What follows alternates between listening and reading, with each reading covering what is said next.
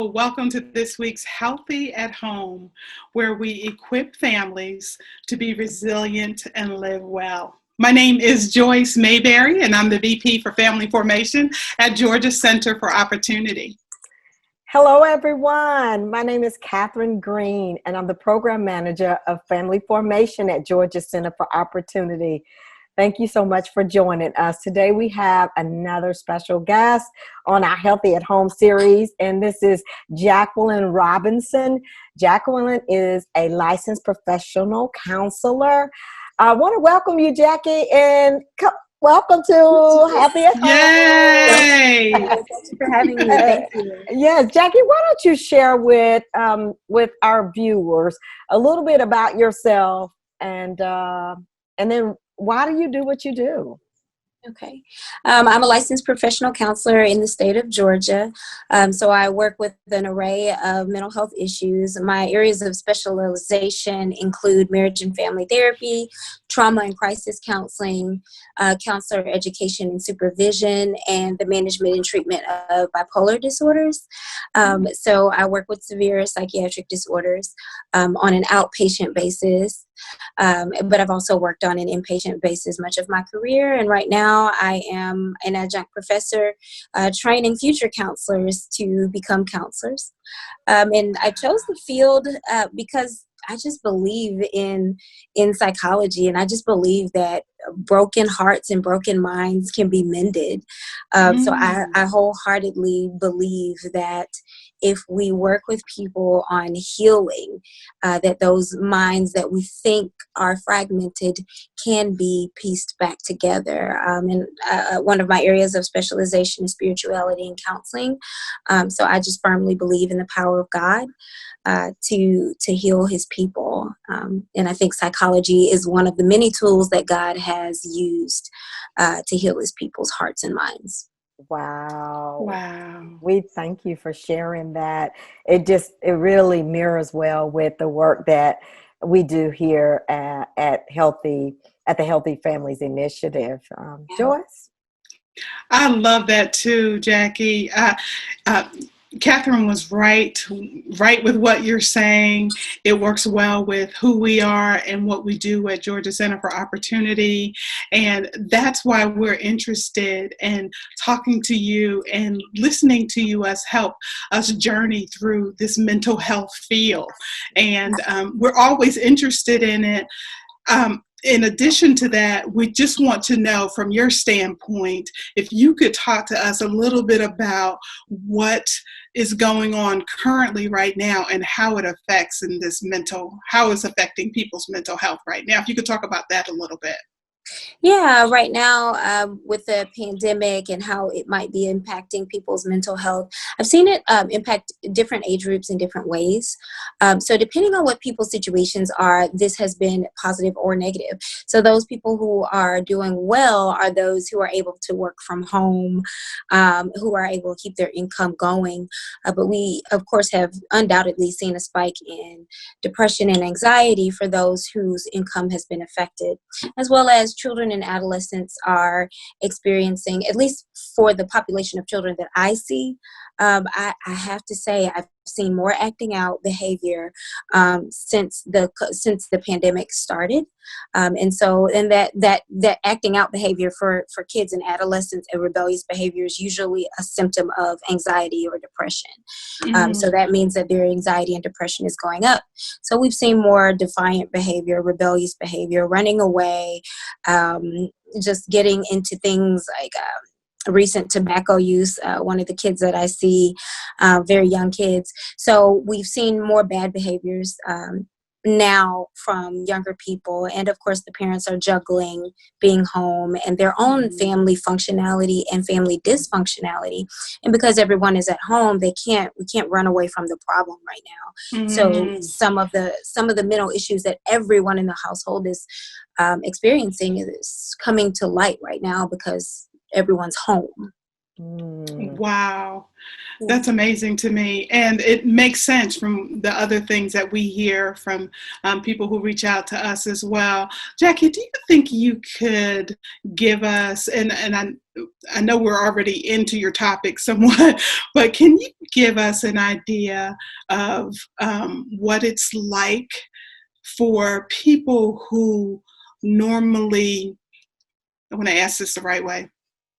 I want to find out, is there a way with all of us who are going through the same thing at the same time and maybe reacting differently? Is there a way that we can kind of highlight, like, this is different? Sometimes when everybody's going through the same thing, people tend to normalize it and say that, oh, there's nothing happening. You know what I mean? How can we identify some of those things? Like you mentioned with kids, you see some of the acting out and stuff that happens. What about with adults? Is there a way to identify some of those things as well? Yeah, absolutely. So for adults, one of the things that we're looking at as a kind of a new warning sign is Mm-hmm. lack of association on social media, because right now that's the only means of communication many of us are getting, because even with Georgia opening back up, people really are social distancing, and are not necessarily going out or interacting with peers on a face-to-face basis. So if you find that a loved one or someone that you know is kind of distant from things like social media, Zoom sessions, they're not there. If they Mm-hmm. work with you and you find that there's a meeting at 11 a.m. and that coworker is not present, if they are just nowhere to be found on any social media outlets, this is one of the ways that people are isolating. So it's a new form of isolation. And of course, isolation is another symptom for adults of depression and anxiety as well, because when adults feel depressed, they don't feel like doing very much. They don't want to, we don't want to do anything when we're depressed. And when we're experiencing anxiety, we try to remove ourselves from the anxious stimulus. So because we try to remove ourselves from the anxious stimulus, that might look like isolating as well. So one of the things that we can look for right now is, with all the Zooming going on and Facebook, Instagram, whatever the social media outlets that you are, if there's a person that isn't present, you haven't seen them even via phone or via some digital outlet, that is likely a sign that that person may not be feeling well. Okay, That is that's a great. great point. I did not even think about that, but I appreciate you bringing that to the forefront. And I know that you're going to be giving us 5 steps to Yeah. mental wellness. And I Mhm. know we've been talking about this particular topic for quite some time, but I know it's very relevant and very important, because we're all, as Joyce had said, and you as well, we're all going through it together. Oftentimes we're isolated, maybe they're isolated incidents that people go through, but we're all going through this together. So I'll be excited and happy to hear about what are some of those 5 steps to mental wellness that can help us all grow into a positive space. So the first thing that I have, number one, is self-monitoring. Okay. So what that looks like is, here we're in Mental Health Awareness Month, right? Sometimes we're just not aware as adults of what our mental state is, right? You have to go to work, you got to jump up, you got to run, you got to do the rat race, right? Well, with that, what gets lost is recognizing how I feel in this moment today. Right. So one of the things that we can work on is monitoring our own moods. So self-monitoring, in the same way that you would monitor your children's moods, or anyone else that you love, you are working on weekly at least. And for some of my clients, I have them monitor their moods daily, but self-monitoring your mood. Some easy ways that you can do this. There are now self-monitoring apps. And there's one through that you can get through Android or Apple. It's called the D-Test. That one is, if you think you're experiencing depression, you log in, you get in the app, you answer about 7 questions, and the app will tell you whether or not you are in a depressed state today. The same with in the app, there's also an anxiety app. It's called the A app. ADHD, it's called the ADHD app. Wow. And there's also one for bipolar disorder. And so these are the most common symptoms that people experience on a spectrum. So most of us are likely to suffer from one of those 4. So those apps can be used to just get in, answer a few quick questions, and the app itself can tell you whether or not you're feeling depressed today and what you need to do. So it may suggest that you go ahead and call your therapist or call your doctor. And it will also allow you to set a reminder to track yourself let's say you want to check on your mood every Monday or every Wednesday after some stressful meeting at work or whatever the situation might be. You can set a reminder for the app so that you can check in with your own mood every day. Or every week if you'd like to. So this just helps us to be aware of whether or not we are feeling down. Okay. All right. So that's one, self-monitoring. We have to know ourselves. Secondarily, the second thing that I have here is gratitude. Gratitude really is underestimated. And when I say it's underestimated, I mean the impact of thankfulness is actually scientifically proven. And I can say that definitively.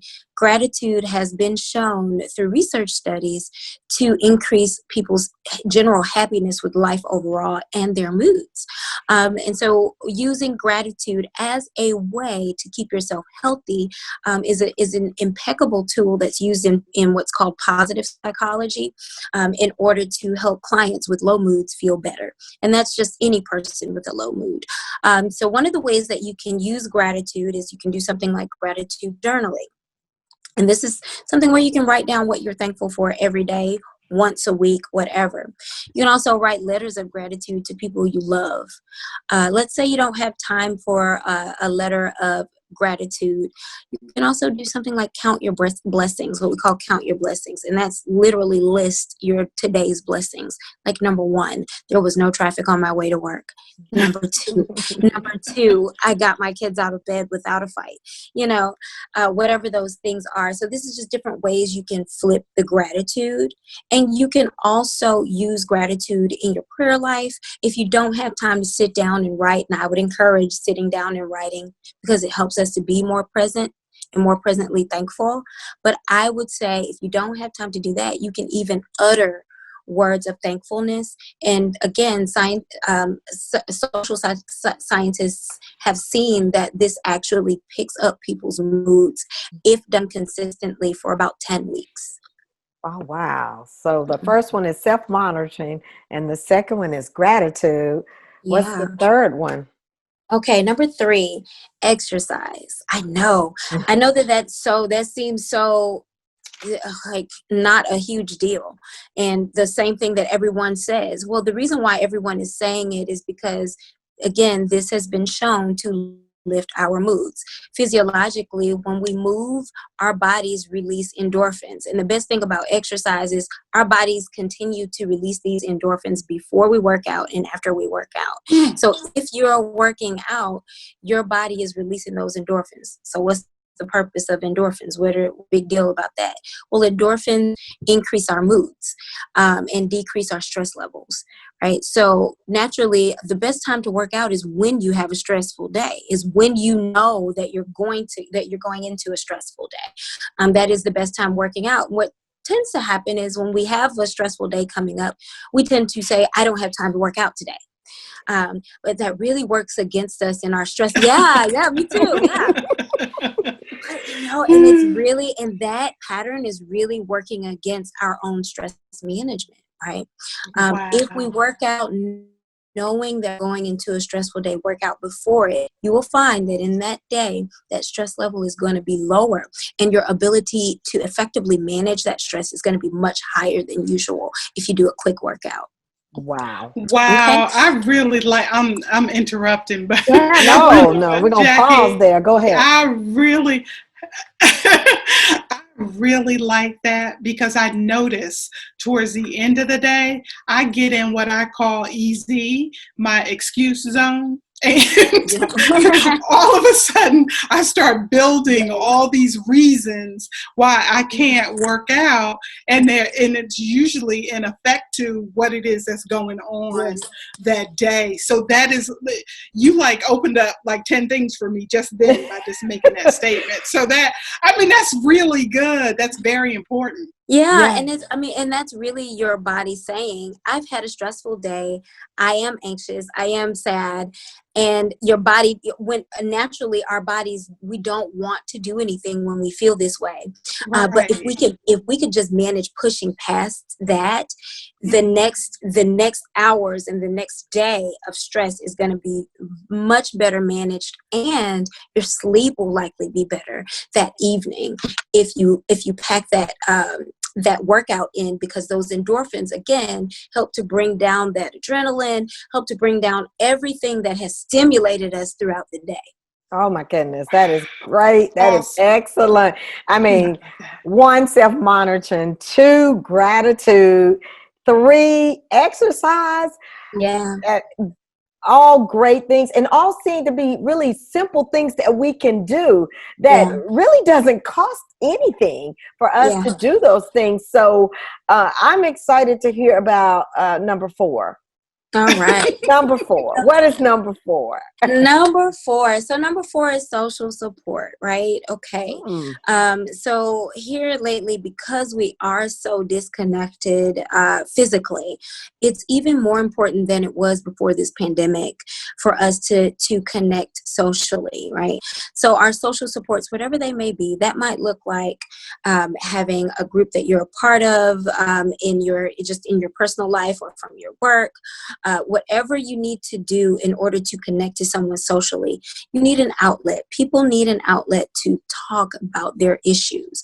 Now, if you find that you don't have personal social support, if your personal social support is low, if you don't have many peers that you feel you relate to, or that you can even share some of your feelings, maybe you have peers you can relate to, but whatever thing you're going through right now just isn't wise to share with those individuals. It's good to replace those private social supports with professional social supports. So Mm. a professional social support might look like a therapist. It might look like a psychologist. It may look like a yoga instructor. It depends on what you're looking for and what you need to build. But building social support right now is a key way to keep your moods under control and keep yourself well. You need an outlet, whether that be friends, family, or a professional, using a good social support. Yeah. wow. Oh, this is Wow. so good. It This is. is Yeah. Yeah. so I'm just sitting good. here taking notes, like I remember, but I forget. I can replay this over and over again. Right. So This is that, true. go ahead, Joyce. You had something? No, I was just going to say, so I think you said uh, for the social support. So if you're not the type, so for example, I'm going to use myself as an example. Yeah. I'm an introvert, and Hmm. so is my husband. Yeah. He's an introvert, and we thrive kind of on each other. Yeah. And it's funny to hear what you're saying. So I'm thinking we have friends, but sometimes it's like they're more. It's more energy. Yeah. Yeah. It's more energy pulled from you. Yeah, absolutely. I didn't want to say that, so I'm glad you said that, Jackie. It is. I mean, it just is for an introvert. People, I'm an extrovert and I'm married to an introvert husband, although I'm a homebody, right? So Right. I have to kind of force myself, and my husband too. We have to kind of remember to engage with people and, yes, schedule the meeting, do the thing, because we'll totally pull back, which that would normally be fine because we gain our energy, like you said, like you and your husband, from each other. We're kind of private in that regard. But during this time of this pandemic, we have to be a little bit more intentional about social support, because we're not forced to go out to work or to lunch with a friend at work. We Okay. have to be a little more intentional in order to stay sane, and just to Okay. have someone else to connect with outside of our homes. Yes, I Wow. totally agree with that. I'm a introvert. That's where I get my energy, and we've had a lot of. I've had a lot of moments where I can have a lot of energy, so that when people come in my life, I'm excited because I've had a lot of moments to myself. And my husband is an extrovert, and so we work that out. But what it's so important what you said about your social support. My son just recently graduated from college, and of course, he's missing his college graduation. And so there's some things that he's going to be going through emotionally. And so what we decided to do was do a kind of like a drive-through or a drive-by, celebration. So people were in vans and cars, and we just set up outside, and they would come by and wave and put up banners to say congratulations. We had to be unique, but it was such a joy to see their faces, to see human bodies, and realize how important it is to have that social support, wherever it's from, if it's from your community or if it's professionally, but just to be outside. And even though we couldn't touch them, we could still hear their voices. We felt their energy from the cars. There were kids doing waves, in the cars, like, congratulations, and we've become so creative as a result of this. So there's some positive things that come out. So I appreciate what you said about number 4. It just really reiterates the importance of having that social support. So thank you. Yeah, and that would have looked very differently, I'm sure, if you had not done that, right? With a kid who's graduating, this is such a huge milestone, and he doesn't get to really celebrate it. So what if the parents didn't do that? And so that's the biggest concern, is those of us that aren't connecting in the way that you just described. If we're not doing those things, then the alternative emotion is sadness, a sense of loss, a sense of grief, a sense of missing out. But when we do things like that, let's have a drive-by graduation party. He still got to experience that and doesn't have to experience the negative emotions that could have come for him from that. What do you think is going to, because I can imagine that, even you just brought up a point where there are going to be people who are not going to be thinking about doing that and haven't done that. So what could you recommend for long-term mindset wellness for those people who don't experience something like that? So for those who don't have that long-term, I'm going to say that what I would recommend is stepping outside of one's comfort zone and building that. Because for me, that's what therapy is about, right? Some folks just aren't comfortable with building those social supports or doing those types of things. But I'm going to challenge, and I would challenge in session, people to step outside of those social comfort zones, because what those comfort zones are their self-protective. Those are self-protective measures. So when people don't want to reach out, sometimes it is their their introversion, I'm sorry. But sometimes it is a defense mechanism that people use to keep themselves from getting hurt by others. So pushing yourself to move past that defense mechanism would be the healthiest thing to do, even if it's very uncomfortable. And the first few times it may not go the way that one would want it to. You might reach out to social support and they might say, I don't have time. But I'm going to say, as adults, we have to learn. Part of maturing is being mature enough to build yourself a support system and realize it isn't you against the world. It's the world against the enemy. Thank you so much. So that would take us to number 4. Well, let's talk about number 5. That's the 5th way of the 5th. We're given 5 steps to mental, maintaining mental wellness. Mental wellness. Yes. Yeah, so number 5 is mindfulness. So again, this comes from the positive psychology movement. Just what is mindfulness? We say this all the time. Mindfulness is simply the act or practice of being fully present. It doesn't sound hard, but I'm telling you, we're not great at it. We're not that great at being fully present. And so intentionally practicing mindfulness with whatever you are doing. And how do we do that? One of the ways that we intentionally practice mindfulness is try not to allow your mind to go to a past focus or a future focus, to be fully present right now. When we're doing things in our present, let's say washing the dishes, something we all do, right? Cleaning our kitchen, washing our dishes, our minds naturally drift to, what do I have to do next? Or, thinking about how the day went, whether positive or negative. Our minds drift away from that moment. Mindfulness is the act of being present, fully present right now in this moment. One of the ways you can ground yourself in mindfulness is through the physical environment, using your physical environment and your physical sensations to help yourself realize where you are and what you're doing, feeling that water on your hand, feeling the carpet beneath your feet, and being fully aware that, hey, okay, right now I feel microfiber carpet on my feet and it feels good. It's soft. It makes me feel warm and happy. And as you're feeling those sensations, then you start to work on the sensations outside of your body. Looking up, okay, I see my significant other over there on the couch, and looking at my significant other really makes me happy right now. Or I see my dog who makes me feel who makes me feel comforted right now.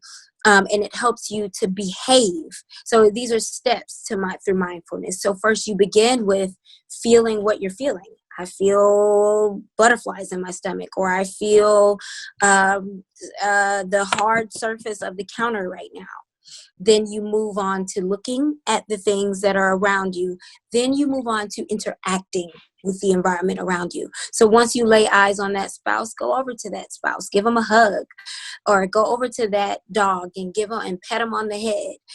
Go over to that television, turn it off, and get more in tune with your world. So you first start to move from the inside out with being more mindful, and you experience more richly your environment. Wow. Wow. Oh my goodness, that was so good. That was so good. Hey, Jackie, what do you think the difference is?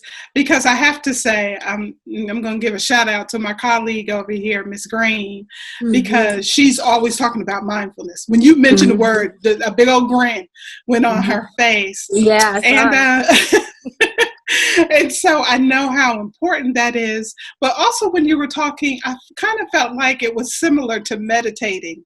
yes. Can you tell me the difference? Can we talk about the difference between mindfulness and meditation? Yeah. So those two things are very similar, right? So we can use mindfulness as we meditate. Mindfulness is just more of a psychological spin on meditation, and meditation speaks more to spirituality. But oftentimes what we encourage in my field is that you do mindfulness meditation, right? Okay. So you are not just mindful of your body, but you're mindful of spiritual things as well, like scripture.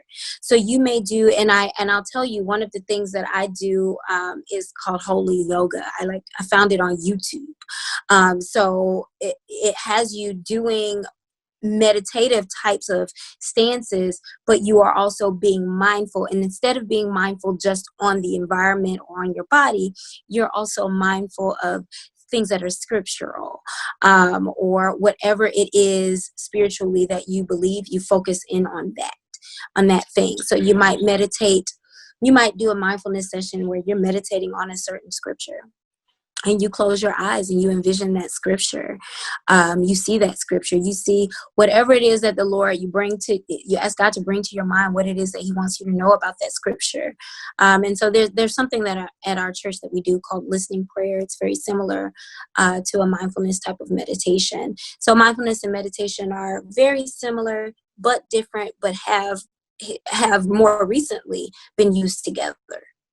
Wow. That's great. Thank you for that. Oh, yes. Thank you so much. It's just so much rich information that can help us to be well in our minds, and within ourselves, and within our home, and within our community. If you could just repeat those 5 ways or 5 steps to mental, or I would say just maintaining mental wellness. Yeah. So number 1 is self-monitoring. Know how you feel. Know how you feel. Track how you feel. Number 2 is gratitude. Work on being thankful every day in an intentional way. Number 3 is exercise. Stay active, stay moving, and you will stay well. Number 4 is social support. Build that social support. And number 5 is mindfulness. Stay present. Thank you. With that being said, Joyce, I'm going to turn that back over to you. Thank you so much, Jackie. You're always such a wealth of information. Thank you. Before we close this down, I would love it if you can just give a couple of encouraging words to our viewers. Yeah, absolutely. So this is a great time right now. I love the perspective of looking at the time of this pandemic, not as a negative time or a time of judgment or God's judgment on the world. I think that we need to look at this time as a time of God's grace. So know that you are taking the grace of God with you, no matter what your situation is right now, whether it's deemed positive or negative. This is a time of God's grace. And my hope for you is that you'll live in your life and with your family in the abundance of His grace. Thank you so much, Jackie. That was wonderful. I am sure you all got plenty from that. The 5 ways again are self-monitoring, gratitude, exercise, social support, and also mindfulness. Maybe you have some ways that you've been utilizing. We'd love to hear about it and invite you to put it in the comments. Or if you want to know more ways about how to get in touch with Jackie, you can also send us a comment on that as well. Thank you again. This has been another episode of Healthy at Home. If you want to learn more about Georgia Center for Opportunity, please visit our website at georgiaopportunity.org, or you can catch us across all platforms on social media. Thank you again, and don't forget to like, comment, and share. We look forward to seeing you next week. Bye.